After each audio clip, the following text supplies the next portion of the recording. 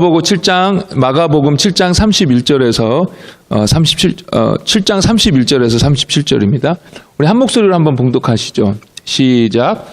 예수께서 다시 두로 지방에서 나와 시돈을 지나고 데가볼리 지방을 통과하여 갈릴리 호수에 이르시매 사람들이 귀먹고 말 더듬는 자를 데리고 예수께 나와 안수하여 주시기를 간구하거늘 예수께서 그 사람을 따로 데리고 무리를 떠나사 손가락을 양 귀에 넣고 침을 뱉어 그의 혀에 손을 대시고 아들을 우러러 탄식하시며 그에게 이르시되 에바다 하시니 이는 열리라 쓰시라.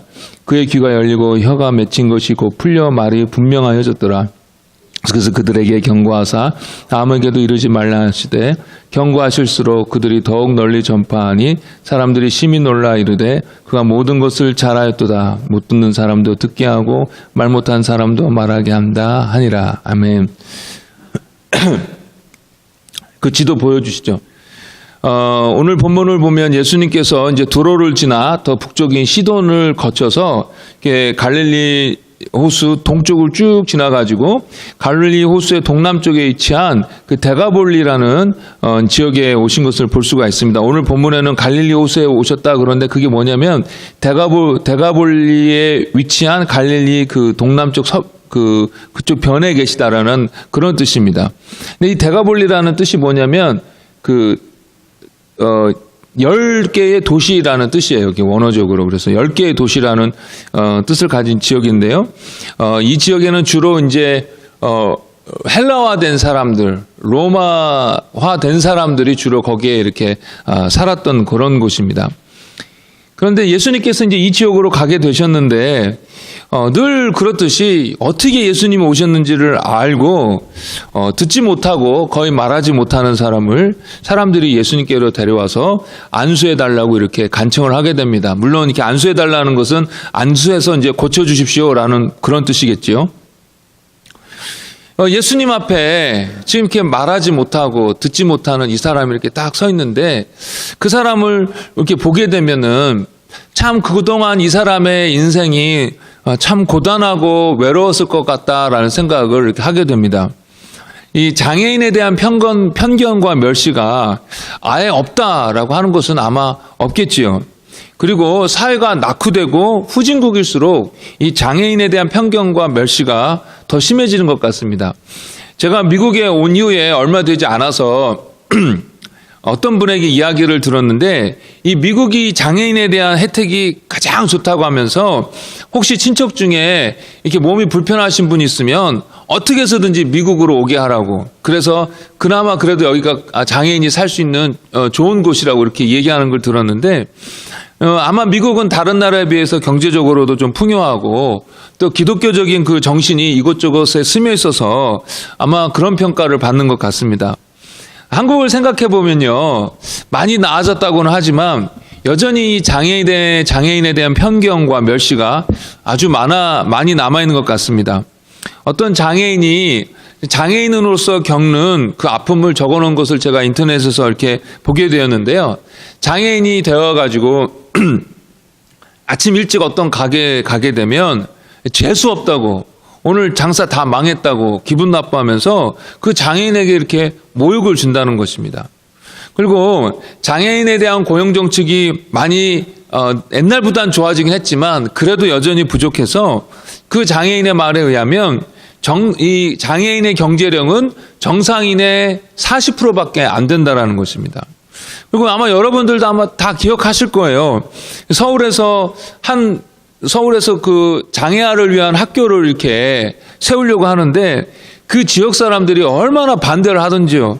그래서 그 장애아의 엄마들이 그 공청회에서 그 지역 사람들에게 엎드리면서 우리 아이들도 좀 잘 배울 수 있게 해주세요라고 그렇게 간청하는 것을 여러분 보지 않았습니까? 또 제가 최근에 한 뉴스를 봤는데 대구시에서 장애인 자립 생활주택이라는 그 한 명목으로 한 빌라를 임대해서 중증 장애인이 거기에 살 수 있도록 이렇게 하려고 하는데 그 빌라 사람들이 연판장을 돌려가지고 결사 반대 해가지고 그 연판장 돌린 걸 그 빌라 입구 유리문에 이렇게 붙여놓은 것입니다. 자기들이 도와주는 것도 아니면서 왜 이렇게 못되게 하는지 모르겠습니다. 그러니 이런 멸시와 천대 때문에 장애인과 그 장애인의 가족들이 얼마나 많이 모욕감을 느끼고 또 서글프며 또 고통을 느낄까요? 이것이 21세기의 한국의 그 장애인의 현 주소입니다. 오늘 본문에 나오는 그 규모거리와 반벙어리인 사람, 아마 태어났을 때부터 듣지 못했거나 아니면 아주 어렸을 때부터 무슨 병에 걸려서 못 들었기 때문에 그래서 말을 이렇게 못하게 된 것 같은데, 그래서 혀가 굳었던 것 같은데, 여러분, 이런 사람이 한국에 와 있다고 한번 생각해 보십시오. 이런 사람이 아침 일찍 가게 되면 왜 재수없게 우리 가게 와서 왜 재수없게 우리 가게를 찾아와? 라고 그런 소리를 들었을 것이고, 이런 사람이 어디 가서 좀 살려고 한다면 왜 이런 사람이 우리 집 근처로 이사를 와? 집값 떨어지게. 다른 데로 가. 여기 오지 마. 결사 반대. 하면서 이런 사람들을 쫓아냈을 것입니다. 아마 이런 사람이, 이 장애인이 만약에 어린아이였다면 동네 아이들이 네네네네 하면서 넌 이래도 못 알아듣지 하면서 막 무시하고 놀려댔을 것입니다. 그런데 만약 2000년 전 예수님이 사시던 그 고대 근동 지역에서 이 사람이 는 얼마나 더 심하게 이런 일들을 당했을까요? 외롭고 무시당하고 세상 어떻게 돌아가는지 모르고 그래서 소외되고 다른 사람들의 짐거리처럼 여겨져서 불편하고 등등 그간의 세월 동안 참 많이 고통스러웠을 것입니다. 그런데 이 사람이 예수님 앞에 지금 가게 된 것입니다. 아마 주위에 그래도 괜찮은 사람이 좀 있었던 것 같아요. 이 사람을 예수님께로 데려온 것을 보니까요. 자, 그런데 이번에 예수님께서 이 병자를 고쳐주실 때 아주 독특하게 병자를 고쳐주십니다. 사람에게로부터 무리로부터 떨어져 나오셔서 이 병자의 귀에 손가락을 넣으시고 또 침을 투투 발라가지고 그의 혀에 대셨습니다. 그리고 나서 하늘을 우러러 탄식하면서 에바다라고 이렇게 말씀하여 주십니다. 그냥 처음부터 평소처럼 그냥 에바다라고 하셨으면 좋았을 텐데 왜 예수님께서는 이렇게 번거롭게 귀에다가 손가락을 집어넣고 또 우리가 보기에는 더럽게 그 침을 갖다 그 혓바닥에 이렇게 대셨는가라는 질문이 생깁니다. 예수님께서 이때 갑자기 무슨 능력이 떨어져서 이런 그 떨어진 능력을 메꾸기 위해서 이런저런 절차가 필요했나라는 생각도 하게 됩니다. 예수님이 도대체 왜 그렇게 하셨을까요? 우리가 그 이유를 생각할 때에요, 먼저 저희들이 염두에 둘 것이 있는데 그것이 무엇이냐면 예수님께서는 우리의 마음을 보시고 우리보다도 우리의 필요를 가장 잘 아시는 분이시다라는 것입니다. 제가 제 경험을 좀 얘기하면요, 사실 별거 아닙니다. 이렇게 인생에 있어서 정말 큼직한 일들을 이렇게 큰 위기를 겪은 분들에 의하면 저의 이야기는 그냥 세세소소하고 그냥 에이 그 나이 때 그럴 수 있지라는 그런 정도의 이야기인데, 그래도 그 저 나름대로 그때 참 저에게 은혜가 되었던 이야기를 좀 나누고자 하는데요. 제가 고등학교 때였는데 여러분들도 잘 아시다시피 제가 노래를 참 잘하지 않습니까? 그런데 제가 어렸을 때부터 노래를 참 좋아했어요.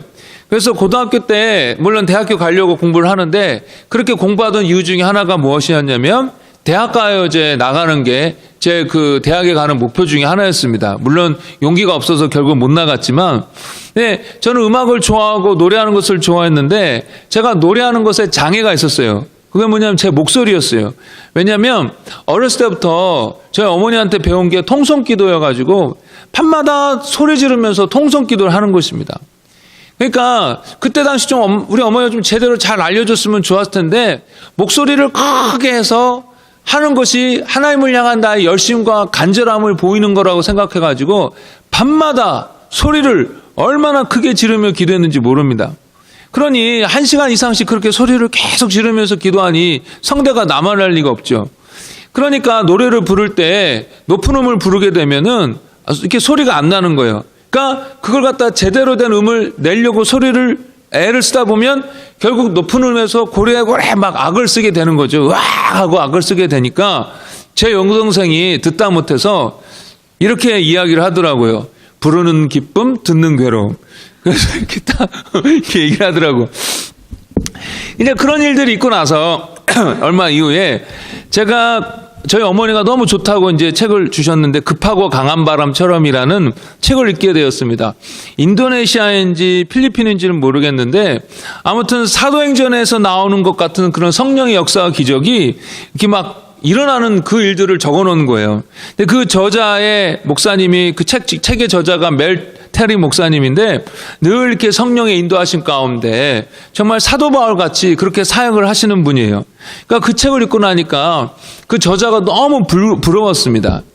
밤에 이제 또 기도 시간에 되어서 이제 기도를 하는데 제가 그렇게 시작하며 기도했어요. 하나님, 이 책에서 나오는 이 사람들은 성령에 사로잡혀서 정말 하나님의 살아계심을 날마다 실감하고 그 삶이 너무나도 다이내믹하고 정말 주님 앞에 이렇게 온전히 드려진 삶인데 저는 그저 대학 가려고 이렇게 공부만 하고 있습니다.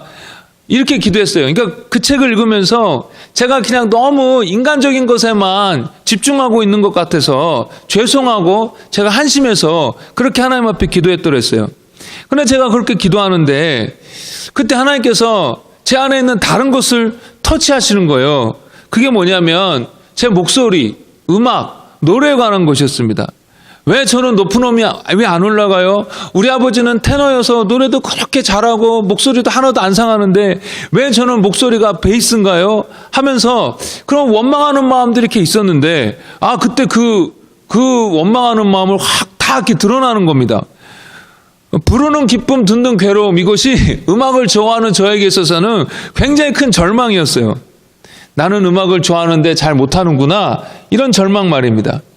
그런데 그날 밤에 주님께서 엉뚱하게, 저는 이 기도를 했는데 엉뚱하게 제 마음에 숨겨진 그것을 이렇게 만지시는 것입니다. 그래서 한참 그 때문에 울면서 저는 왜 목소리가 이래요 하면서 한참 울면서 기도하다가 정말 주님이 그렇게 위로해 주시고 이렇게 희망도 주시고 또 제 목소리가 베이스인 거에 대해서 이렇게 감사하게 되었습니다. 하나님은요, 그때 저는 그냥 그 멜테리 목사님의 급하고 강한 바람에 책을 읽고 그냥 실망하고 낙심해가지고 이렇게 살지 못하는 게 죄송했는데 하나님은 그때 당시 제가 무엇이 더 필요했는지 아시고 일단 제 마음에 그런 응어리진 것을 풀어주셨던 것입니다. 그래갖고 한번 고쳐주시고 지금까지 이렇게 찬양 인도하는데 쓰시지 않습니까? 네, 예수님과의 대화를 보면 사람들이 보지 못하는 것들, 꼭 해결받아야만 하는 것들, 하지만 자기 자신들조차도 자각하지 못하고 있는 문제들을 예수님께서 먼저 이렇게 터치하시는 경우를 종종 보게 됩니다. 사마리아 여인과 대화하실 때 정말 이 여인에게 필요했던 영생과 예배에 대해서 예수님께서 먼저 말씀하여 주십니다. 밤에 몰래 찾아온 니고데모에게 예수님께서는 다짜고짜 뜬금없이 물과 성령으로 거듭나야 한다라고 말씀하여 주시는 것입니다. 그러면서 영생에 대한 그 마음의 갈급함을 해결해 주시는 거예요. 부자 청년이 찾아왔을 때에는 그에게 있어서 많은 재물이 하나님께로 나아가는데 장애가 되니까 그것을 알려주신 것입니다. 중풍병자를 고쳐주실 때는 그 병의 근원이 죄라는 것을 아시고 그 죄의 심각성을 알려주신 것입니다. 이렇게 예수님께서는 우리 사람들이 보지 못하고 또 이런저런 말로 가려진 우리의 진짜 니드를 보시고 그것을 터치해 주시는 것입니다. 가끔 우리도 하나님께 기도하면서 어떤 문제를 해결해 달라고 간절히 이렇게 매달리지 않습니까? 근데 그렇게 주님 앞에 간절히 매달리는 것과 상관없이 주일 설교도 그렇고 골방 기도의 기도도 그렇고 성도들과의 교제도 그렇고 다 이 주제와는 상관없는 엉뚱한 말씀만 주시는 것 같습니다. 제가 어떻게 해야 돼요? 이걸 해야 돼요? 말아야 돼요? 하나님, 제가 경제적으로 너무나 어렵습니다. 도와주세요. 이 사람과의 관계 속에서 제가 너무나 고통당하고 있습니다라고 주님 앞에 심각하게 기도하고 있는데 예수님께서 주시는 말씀은, 지속적으로 주시는 말씀은 그것과 상관없는 듯한 말씀을 주시는 것입니다. 믿음을 가지라, 염려하지 말아라, 아니면 사랑해라 등등입니다. 내가 기도하는 것과는 정말 다른 것, 전혀 연관되지 않는 것과 같은 것을 말씀하여 주시는 것입니다. 그런데 어쩌면 하나님께서는 내가 당장 급하다고 여기는 그 문제보다 하나님은 더 먼저 해결되어야 될 것, 더 근본적으로 해결되어야 될 것을 보시고 그것에 대해서 말씀하고 계신 것일 수도 있다라는 것입니다. 자, 그럼 다시 처음으로 돌아가서 예수님께서 이 듣지 못하고 말하지 못하는 자에게 특이한 행동을 보이신 것은요, 예수님께서 능력이 모자라서 그러신 것이 아니라 바로 이 듣지 못하는 자, 말하지 못하는 이 장애인에게 있어서 무언가 필요한 것이 있었기 때문에 예수님께서 그렇게 하신 거다라는 것입니다. 아마 많은 사람들이 이제 이 예수님께서 어떻게 하나 하면서 호기심을 가지고 정말 그 예수님과 이 사람을 쳐다보고 있었을 것입니다. 그런데 예수님께서는 그 가운데에서 이 사람을 멀리 떨어진 곳으로 데려갑니다. 평소에는요, 예수님께서 다른 사람들 보는 데서 바로바로 즉시 이 병자들을 고쳐주셨는데, 이번만큼은 다른 사람들이 볼 수 없는 곳, 아니면은 멀리서 이렇게 겨우 볼 수 있는 그곳까지 가신 것입니다. 그래서 둘만 있는 공간으로 예수님께서 이 사람을 데려가는 것입니다. 오랫동안 듣지 못하고 말하지 못하는 것으로 인해서 사람들에게 있어서 천덕꾸리가 되어서 인간 대접 못 받고 그렇게 살았을 터인데, 예수님께서 친절하게 너와 나 단 둘이만 있고자 하는 것입니다. 단 둘이 있는 그곳에서 예수님께서 오직 그 사람에게만 집중하여 주시는 것입니다. 평생 다른 사람에게 이런 관심을 받아본 적이 없는데, 그 위대하신 선생이라는, 선지자라는 그 예수님이라는 분이 사람들로부터 멀리 떨어져서 나 하나 이 사람에게만 관심을 가져주시는 것입니다. 그런데 이 사람에게는 그것이 필요했었다라는 것입니다. 그리고서 예수님께서 그의 귀에 손가락을 넣으시고 또 침을 발라 그의 혀를 이렇게 대시지 않습니까? 이게 무엇입니까? 예전에는 그냥 어떻게 돌아가는지 상관없이 사람들이 가라 하고 뭐 물어보지도 못하고 얘기해줘도 듣지도 못하고 하니까 몰랐는데, 예수님께서 귀에 손가락을 하고 침을 뱉어서 혀를 맺고, 내가 너 귀를 열어주고 내가 너 혀를 풀어줘서 말하게 해줄게 라는 의사소통을 해주시는 것입니다. 아무도 자기에게 어떻게 되어가는지 말해주지 않았는데, 그래서 인격적인 의사소통에 있어서 단절감을 느끼며 살아왔는데, 그 예수님께서 이렇게 친히 이 사람에게 의사소통을 해주시는 것이었습니다. 말씀을 해주시는 것이었습니다. 이 사람은 오랫동안 인격적인 따뜻한 관심과 배려, 사람으로서의 존중해줌, 그리고 친절한 의사소통에 굶주려 왔었습니다. 이 사람에게는 이런 것들이 필요했었어요.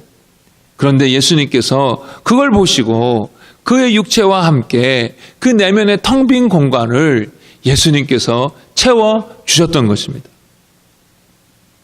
이런 예수님의 평소의 모습, 평소와는 다른 모습 속에 이러한 예수님의 자상하고도 세밀한 사랑과 관심과 배려가 있었다라는 것입니다. 그러면 이런 예수님의 모습을 저희들이 보게 되는데, 이런 예수님의 모습을 통해서 저희들이 좀 어떻게 해야 될 건지, 어떤 마음의 자세를 가져야 될 것인지 좀 생각해 보기를 원하는데요. 첫 번째로 보게 되는 것은 예수님께서 이 사람을 치료하시는 방법입니다. 지금까지 우리는 예수님께서 말씀으로 이렇게 고치시는 것이 대부분이었는데, 동떨어진 대로 데려가셔서 귀와 혀를 만져주시면서 고쳐주시는 건 처음입니다. 그런데 이것은 조금 전에도 말씀드렸다시피 이 사람의 마음의 빈 공간을 채워주시기 위해서 그렇게 하신 것이었습니다. 저희들도 기도하면서 이렇게 기대를 하죠. 예수님께서 기적을 짠 하고 일으켜 주셔서 금방 문제가 해결되게끔 해주시기를 기대합니다. 예수님은 불가능한 것이 없으니까요.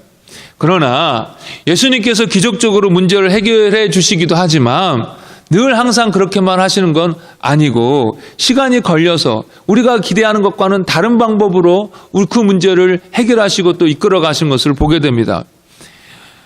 기적을 일으키셔서 건강의 문제를 해결해 주시면 좋겠지만, 오히려 귀찮지만 의사를 만나게 하시고 심지어 두려운 수술의 과정도 이렇게 지나도록 하십니다.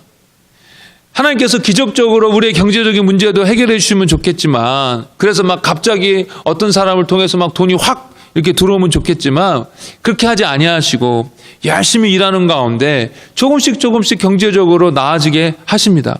왜 그렇게 하십니까? 금방 하실 수도 있는데요. 그 과정을 통하여 우리가 생각지 못한 다른 것을 주시기 위함이라는 것입니다. 예를 들어서 기도해가지고 병이 금방 확 순식간에 나았습니다. 그러면 감사와 기쁨이 가득하고 하나님에 대한 믿음도 생길 것입니다. 그러나 꽤나 긴 치료의 시간을 거쳐 병이 낫게 되는 경우에는 그 긴 기간을 통해서 하나님을 더 간절히 찾게 되고, 그래서 그 하나님을 찾게 되는 그 과정 속에서 작은 것 하나하나 하나님께서 인도하여 주시고 간섭하고 계시는 것을 보게 되어서 그 과정 속에서 주님 앞에 하나하나 더욱더 감사하게 되고, 또 그 긴 시간을 통하여 우리가 인내를 배우게 되는데, 이 인내는 모든 영적인 성장에 있어서 가장 기초속과 같은 것입니다. 그래서 하나님께서는 저희들을 금방 낫게 해주시기도 하겠지만 때로는 긴 치료의 시간을 거치게 하시는 경우도 있다는 것입니다. 그러니 우리의 인생의 문제에 있어서 바로바로 해결되는 것이 아니라 다른 방법으로 하나님께서 더 길게 이끄신다고 할 때에 저희들에게 그 문제의 해결과 더불어 다른 더 좋은 것, 다른 더 근본적인 것, 꼭 필요한 것을 주시기 위한다라는 것을 저와 여러분들이 기억하시고 너무 낙심하지 마시길 바랍니다. 그리고 오히려 그때 이렇게 기도하셔야 돼요. 주님, 이 시간을 통하여 저에게 주시고자 하시는 것이 무엇입니까? 이 시간을 통하여 제가 어느 부분에 있어서 제가 성장해야 되고 제가 더 깊어져야 합니까? 주님, 알려주세요 라고 기도하셔야 된다는 것입니다. 그리고 주님께서 행하실 일들을 기대하는 저와 여러분이 되어야 될 줄 믿습니다. 두 번째로 우리의 연약함과 상처 입은 상태를 이해하시고 또 긍휼히 여기시는 예수님을 여기서 보게 됩니다. 조금 전에도 말씀드렸지만 이 사람의 귀와 혀를 예수님께서 굳이 만지셨던 것은 이 사람과 의사소통하면서 이 사람에게 관심을 가지시고, 그래서 이 사람 마음에 있는 큰 구멍을 채워주시기 위함이었습니다. 그리고 탄식하면서 에바다 열리라 라는 이렇게 말씀하셨는데, 이렇게 탄식하신 이유는 이 사람이 지금까지 겪어왔던 그 슬픔과 고통을 같이 아파하시면서 그렇게 탄식하며 에바다 하셨던 것입니다. 불쌍히 여기신 것입니다. 제가 페이스북에 며칠 전에 이렇게 글을 써놨는데 아마 안 읽으셨을 거예요. 오래전에 제 친구 목사 가정이 저희 집에 이렇게 놀러 온 적이 있었습니다. 그때 저희 집에는 커다란 공룡 인형이 있었어요. 저희 아이들이 워낙 공룡을 좋아하니까. 그래서 이 정도 되는 공룡 인형이 있었는데 소리도 내고 목도 움직이고 꼬리도 움직이고, 그 다음에 입에다가 뭘 이렇게 넣어주면 질겅질겅 씹는 그런 흉내도 내는 꽤나 하이텍 그 장난감이었어요. 그런데 그 친구 목사 아이가 그때 한 3살이나 4살 정도 된 것 같은데, 이 아이가 그 공룡 옆을 지나가다가 어떻게 살짝 건드린 모양이에요. 그러니까 갑자기 공룡이 가만히 있다가 하면서 움직이고 소리를 내니까 이 아이가 기겁을 한 거예요.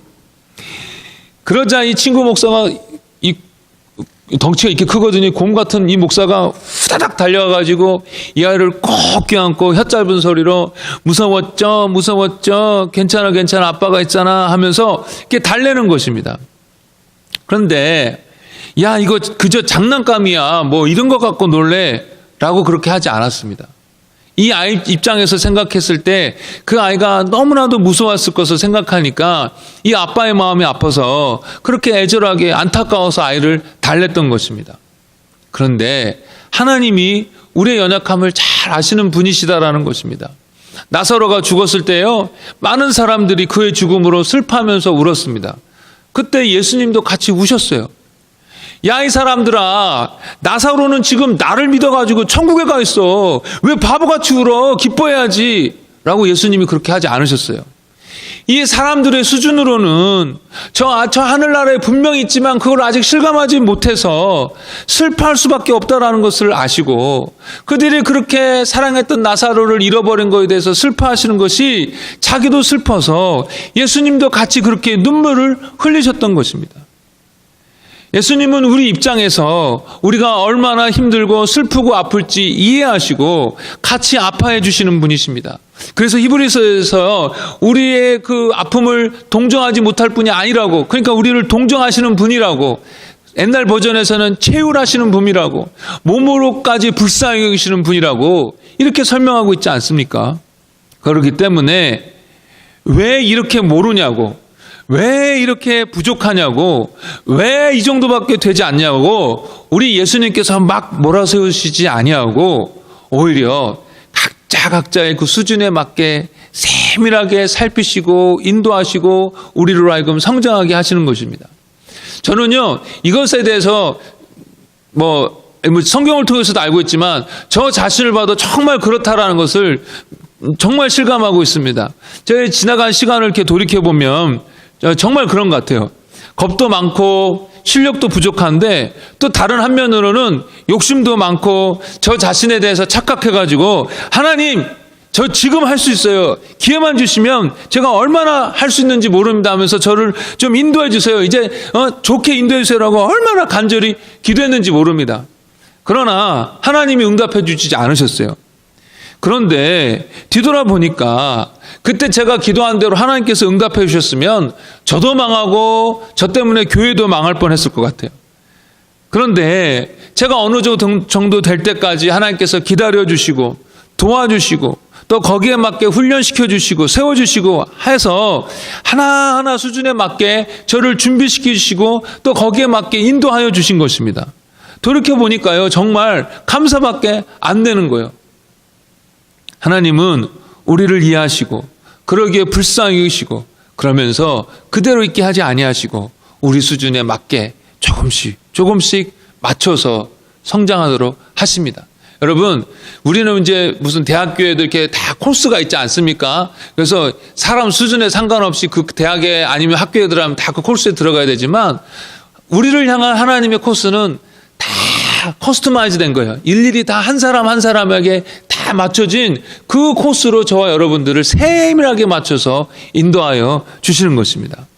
그러니 염려하지 마시고 날마다 주님을 따라가도록 하는 저와 여러분 되면 좋겠습니다. 여러분, 신앙생활 하다 보면요, 누구는 확 가는 것 같고 나는 그런데 여전히 제자리인 것 같고 하면서 좀 이렇게 불안해질 때도 있습니다. 저도 그렇습니다. 목회자니까 제 또래 목사들을 보면 너무나도 훌륭한 목사님들이 정말 많은 것 같아요. 그런 거 보면서 나는 왜 이렇게 제자리 걸음인가 할 때도 있지만 하나님께서 우리 각자를 향한 특별한 계획을 갖고 계시고 더불어서 우리 수준에 맞춰서 플래닝을 그 코스를 다 정해 놓으셨기 때문에 다른 사람들과 비교하면서 염려할 것이 아니라 주님 바라보면서 그날 하루하루 주님을 쫓아가는 저와 여러분 되면 주님께서 언젠가는 정말 아름다운 모습으로 저와 여러분들을 만들어 놓으실 거라 믿습니다. 그런 염려하지 마십시오. 그런데 오늘 이런 예수님의 모습을 통해서 저희들도 좀 배우고 싶은 건 뭐냐면 저희들도 예수님처럼 그렇게 공감해 주는 사람이 되면 좋겠다라는 것입니다. 사실 저희들의 교회 안에서요, 서로에게는 참 이렇게 공감을 잘해주고요, 긍휼도 이렇게 넘칩니다. 그런데 가정에서 남편에 대해서, 아내에 대해서, 때로는 아이들에 대해서는 이렇게 이상하게 공감해 주는 것이 힘이 들어요. 상대방이 무슨 이야기를 하면 이 공감과 긍휼로 반응을 해야 되는데 그 반대로 반응하는 경우가 많아요. 뭘 그거 갖고 그래? 또 왜? 이런 식으로 반응하게 되는 것입니다. 그간에 이렇게 서로에 대해서 부정적인 것이 쌓여온 것이 많아서도 그럴 수도 있겠지만 그런데 이제 예수님처럼 저희들도 상대방을 특별히 남편과 아내와 자녀를 불쌍히 여기고 그 상대방 입장에서 이해해주고 같이 공감해주면서 이번 일주일을 한번 보내봤으면 좋겠다라는 생각을 하게 되었습니다. 아무리 시덥지 않게 상대방이 행한다 하더라도 그랬구나, 알려줘서 고마워, 얼마나 힘들었어, 내가 도와줄게, 이런 식으로 일주일만이라도 예수님을 닮아가기 위하여 순종해보는 저와 여러분이 되면 좋겠습니다. 이거는요, 제가 그냥 만들어낸 이야기가 아니라 저와 아내가 부부 성경 공부를 하면서 배운 내용입니다. 근데 이렇게 대화하는 것이 너무나도 중요한 거예요. 상대방이 뭐라고 얘기했을 때 또 왜? 그거 별거 아니야. 그렇게 하면 안 되는 거였지. 또 왜 그런 거 갖고 그래? 라고 얘기하면 절대로 안 되고 상대방이 그렇게 얘기했을 때 그랬구나, 말해줘서 고마워 라고 반응해야 된다는 것입니다. 근데 이것이 바로 예수님께서 우리의 그 연약함을 이해해주고 공감해주시고 반응한 것과 같은 모습이라는 것입니다. 저와 여러분들이 이런 마음을, 이런 자세를 가지고 상대방을 배려하고 이렇게 공감해주는 우리 모두가 되면 좋겠습니다. 마지막으로 한 가지만 더 나누자면요. 오늘 이 듣지 못하고 말하지 못하는 사람의 상태가 영적으로 보면 혹시 우리들의 모습이 될 수도 있겠다라는 생각을 하게 되었습니다. 처음에도 말씀드렸지만 사람이지만 듣지도 못하고 말하지 못하니 사람들과의 관계를 맺는 데 있어서도 어려움이 있었을 것이고 이해하고 성숙한 사회인으로 성장하는 데 있어서 정말 어려움이 많았을 것입니다. 아마 그때 당시에는 불가능했을 거예요. 그런데 저희들도 마찬가지입니다. 영적으로 듣지 못하고 말하지 못하면 저희들이 영적으로 성장은커녕 오히려 도태되고 말라지기 십상입니다. 즉 하나님의 말씀이 안 들리는 거예요. 안 들리니까 기도도 잘 안 되는 것입니다. 이것이 참 큰 문제입니다. 설교할 때 말씀이 잘 안 들리고 딴 생각이 자꾸 난다, 졸립다. 물론 그럴 수도 있죠. 사람이니까. 그런데 계속해서 이런 상황이 지속이 된다고 한다면 영적으로 뭔가 문제가 있다는 것입니다. 기도가 계속해서 잘 되지 않는다, 오랫동안 할 때는 영적으로 뭔가 막힌 게 있다라는 것입니다. 물론 목사님의 설교가 지겨워서 그럴 수도 있어요. 그러나 하나님의 음성이, 내게 주시는 음성이 안 들리는 것은 이유가 그게 다가 아니라는 것입니다. 제가 인터넷에서 한 목사님의 그 글을 읽었는데 참 공감이 됐어요. 뭐냐면 이분은 되게 유명하신 목사님이고 여기저기에서 설교를 많이 하시는 목사님인데 같은 설교를 가지고 어떤 곳에서 설교를 했는데 거기에서는 정말 은혜가 넘쳐나는데 또 같은 설교를 가지고 어떤 곳에서 설교하면 거기는 너무 힘들어서 자기 설교하는 자기가 낙심해가지고 정말 더 이상 설교를 앞으로 못할 것 같다라고 느껴질 정도로 그렇게 실패감에 젖는 경우도 있다라는 것입니다. 무엇을 말합니까? 같은 말씀이지만 말씀을 듣는 성도들이 어떤 마음으로 듣는가, 얼마나 기도로 준비했는가도 내게 들리는 그 음성을 내게 주신 음성을 듣느냐 안 듣느냐에 있어서 큰 영향을 미친다라는 것입니다. 즉 영적인 귀가 열려 있는 사람들은 정말 엉뚱한 소리가 아닌 이상 때마다 주시는 주님의 교훈을 들을 수 있다라는 것입니다. 물론 설교자도 더 여러분들이 들을 수 있게끔 노력하고 애써야 되는 것은 당연하고요. 그런데 그래서 여러분, 주님의 말씀이 안 들리고 그저 설교 시간이 지겹고 졸리기만 한다면, 말씀을 읽고 묵상할 때에 내게 와닿는 것이 전혀 없다면, 그래서 기도도 그저 하는 둥 마는 둥이라면 오늘 이 사람처럼 저희들도 간절한 마음으로 주님 앞에 나가야 되겠다라는 것입니다. 우리의 영적인 귀와 우리의 영적인 입술이 열리도록 간청해야 되겠다라는 것입니다. 간절하게 구해야 되겠다라는 것입니다. 여러분들은 요즘 어떠십니까? 잘 들리십니까? 주님의 음성이? 기도가 잘 되십니까? 그럼 너무나도 감사한 일입니다. 정말 할렐루야입니다. 그런데 만약 그렇지 않다면 탄식 가운데 에바다! 라고 외치신 그 주님의 명령이 나에게도 오늘 이루어지게 하여 주옵소서라고 간절히 기도해야 되겠다라는 것입니다. 말씀을 정리하겠습니다. 주님은 우리가 기대하고 생각하는 것과 다르게 인도하시고 응답하실 수 있습니다. 왜냐하면 우리가 생각하고 기대하는 것 외에 또 다른 것, 정말 중요한 것을 주시기 원하기 때문입니다. 또 주님은 우리의 연약함과 한계를 잘 아시고 긍휼히 여겨 주십니다. 그러니까 두려워 마시고 날마다 주님을 더욱더 따라가도록 하는 저와 여러분이 되면 좋겠습니다. 그리고 주님을 닮아서 이제 우리도 다른 사람들을 긍휼히 여기고 먼저 공감해주는 그런 사람이 되면 좋겠습니다.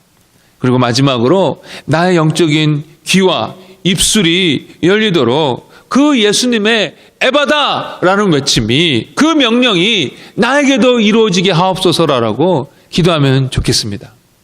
여러분, 하나님은 사랑이시라라는 이 말씀을 믿으십니까? 하나님은 사랑이시기 때문에 우리가 기대한 것과 다르게 인도하실 때도 있다라는 것입니다. 하나님께서 저희들을 사랑하시기 때문에 연약하고 한계를 가진 저희들이 아파하고 두려워할 때에 같이 안타까워하시며 위로해 주시고, 또 매번 그때마다 또 그 얘기냐 하고 짜증내지 아니하시고 매번 그때마다 다시 소망을 주십니다. 또한 우리 하나님께서 사랑이시기 때문에 저와 여러분들이 성장할 수 있도록 계속해서 훈련시켜 주시는 것입니다. 우리를 향한 하나님의 목적은요, 사랑입니다. 아멘? 사랑은요, 우리 하나님의 존재 방식입니다. 세월이 갈수록 저희들이 교회에서 믿음 생활 해갈수록 정말 하나님의 사랑을 깊이 깨닫고 저희들도 정말 주님을 많이 사랑하는 그런 자들이 되면 좋겠습니다. 그래서 그 폴리캅 그 교부가 그렇게 얘기했다고 하지 않습니까? 그 십자가 그 화형식을 앞두고 너 주님을 배신하면 살려주겠다 했을 때 그분이 뭐라고 그랬습니까?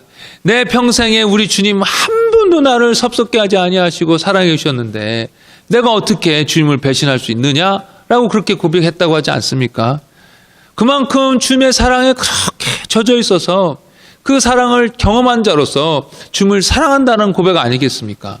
저 여러분들도 그렇게 되면 좋겠습니다. 우리 교회 생활하고 신앙생활하는 데 있어서 의무감에 젖어가지고 이렇게 안 하면 주님이 날 때리고 이렇게 안 하면 주님이 나에게 복을 안 주실까 봐 하는 그런 차원에서 신앙생활하는 것이 아니라 하나님의 사랑을 깊이 깨달아서 내가 어떤 때는 주님께 실수할 때도 있고 연약해서 주님을 부인할 때도 있었지만 그럼에도 불구하고 변치 아니하시고 끝까지 날 사랑해 주신 그 사랑, 그런 사랑 내가 아는데 어떻게 주님을 부인할 수 있겠습니까? 라는 그런 마음으로 주님을 사랑하여 따라가는 저와 여러분 되기를 주의 이름으로 축복합니다. 우리 잠깐 말씀에 근거해서 기도하기 원합니다.